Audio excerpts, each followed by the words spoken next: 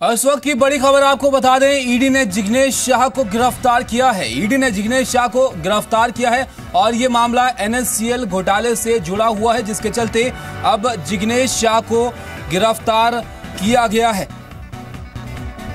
NSCL का घोटाला आपको बता दें 5600 करोड़ का ये घोटाला है, जिसमें एनएससीएल नेशनल स्पॉट एक्सचेंज पर कंपनियों द्वारा ये घोटाला किया गया था, जिसके चलते 13,000 निवेशकों के पैसे फंसे हुए थे। करीब 5600 करोड़ रुपए का ये घोटाला किया गया था, जिसके चलते अब जिग्नेश शाह को गिरफ्तार किया गया है।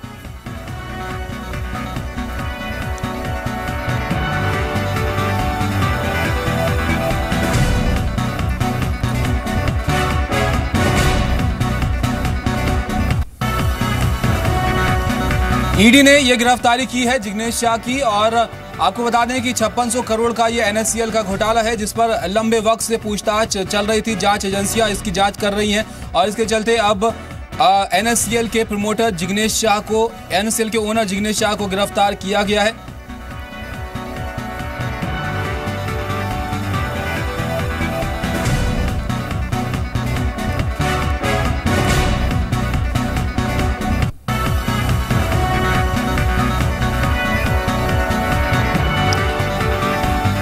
इससे पहले आपको बता दें कि ईओडब्ल्यू की जांच में अंजनी सिन्हा, जो कि फॉर्मर सीईओ एंड एमडी है एनएससीएल के, उन्होंने भी सीधा जिग्नेश शाह पर आरोप लगाया था कि इस पूरे मामले के मास्टरमाइंड जिग्नेश शाह रहे हैं। और अब जिग्नेश शाह को एनफोर्समेंट डायरेक्टरेट ने गिरफ्तार किया है। एनएससीएल मामले से जुड़ी हुई ये गिरफ्तारी हुई है।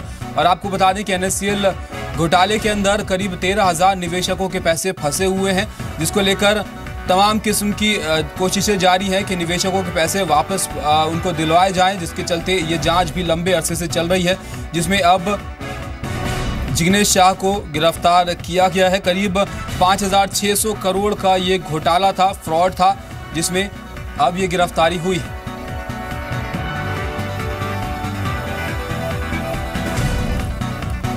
और इस पर इस वक्त बात करने के लिए मेरे साथ फोन लाइन पर तरुण शर्मा जुड़े हुए हैं। तरुण, काफी लंबे वक्त से ये मामला चला आ रहा है, आखिर अब जो ये गिरफ्तारी की गई है जिग्नेश शाह की, ये किन किन बातों पर की गई है ईडी के द्वारा, क्या चीजें सामने आई हैं?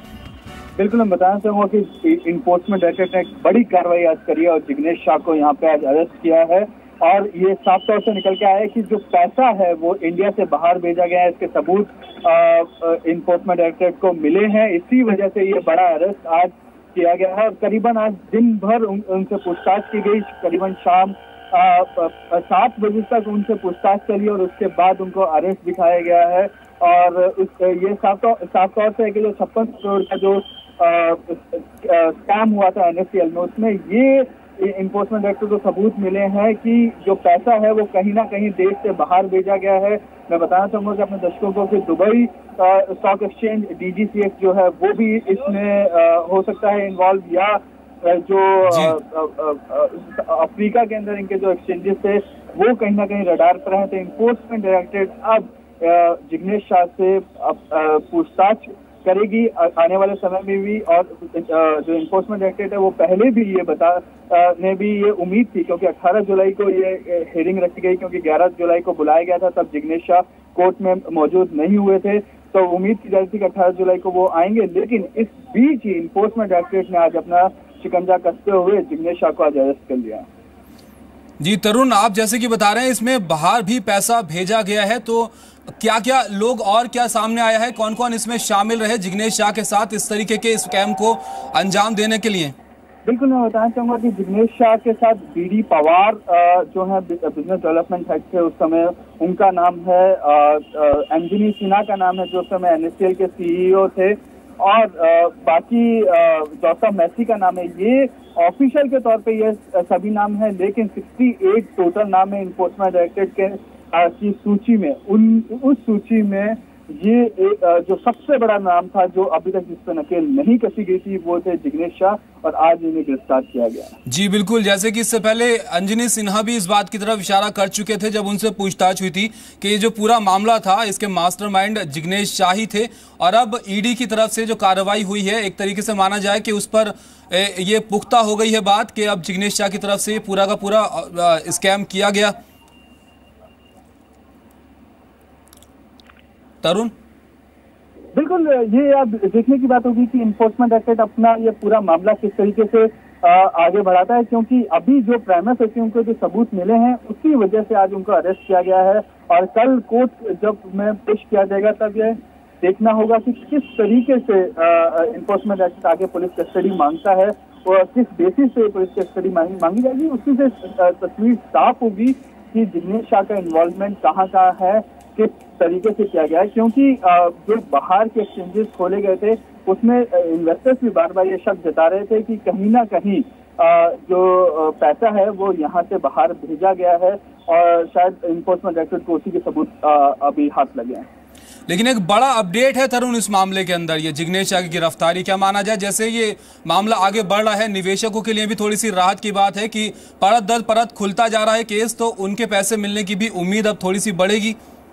बिल्कुल, 5600 करोड़ का पूरा मामला था। 3 साल 31 जुलाई को 3 साल हो जाएंगे, लेकिन केवल 350 करोड़ रुपया ही अभी तक वापस आ पाया है इस पूरे मामले में। अब एक तरफ जिग्नेश शाह से नकल कसी जाएगी, दूसरी तरफ जो लोग जो डिफॉल्टर्स हैं उन पर भी अब नकल कसने की तैयारी इन्फोर्समेंट डायरेक्टरेट कर रहा है, क्योंकि जो पैसा है वो वहां से लेकर आना और जो इन्वॉल्वमेंट है पूरे एनएससीएल ग्रुप की वो अब साफ तौर से निकल के आएगी, पूछताछ के अंदर निकल के आएगी। और जो पेपर देखे जाएंगे कि टैली किए जाएंगे कि जो पैसा बाहर भेजा गया है वो किस हिसाब से भेजा गया था, क्या किस रूट से उसको भेजा गया था। और मैं एक चीज और बताना चाहूंगा, इसमें बड़े गोल्ड ट्रेडर भी इन्वॉल्व हो सकते हैं।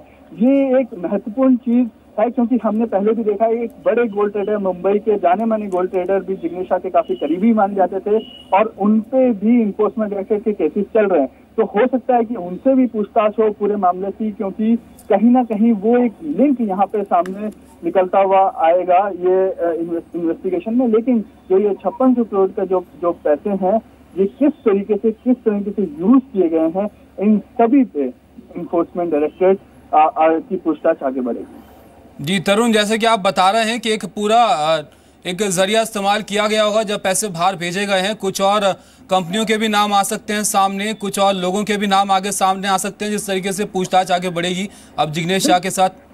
बिल्कुल ताबिश, मैं बताना चाहूंगा कि ये जो पूरा मामला है ये कहीं ना कहीं अब वापस एक्टिव हो गया है। इन्फोर्समेंट एजेंसीज एक्टिव हो गई हैं, इन्वेस्टिगेशन एजेंसीज एक्टिव हो गई हैं और जो अब 2-2.5 साल से जो निवेशक पीछे लगे हुए थे गवर्नमेंट की कि इससे कोई बड़ा कदम सरकार नहीं उठा रही, तो सरकार ने आज ये कदम उठा के ये साफ कर दिया है कि कोई भी यहाँ पे बख्शा नहीं जाएगा।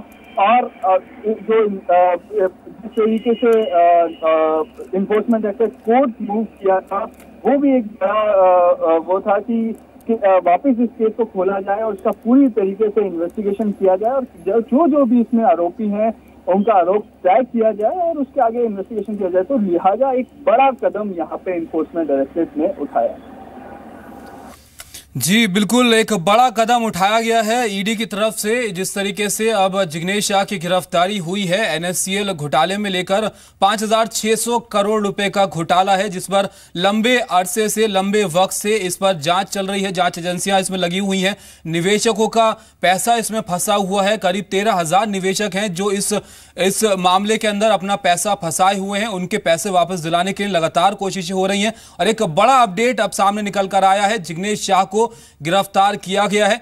और जैसे कि तरुण हमारे सहयोगी बता रहे हैं कि इसके अंदर पैसा बाहर भी भेजा गया है, ऐसी भी खबरें निकल कर आ रही हैं। तो तरुण, आपका बहुत बहुत शुक्रिया इस सब जानकारी के लिए। आगे भी आपसे अपडेट लेते रहेंगे इस खबर से जुड़ा हुआ।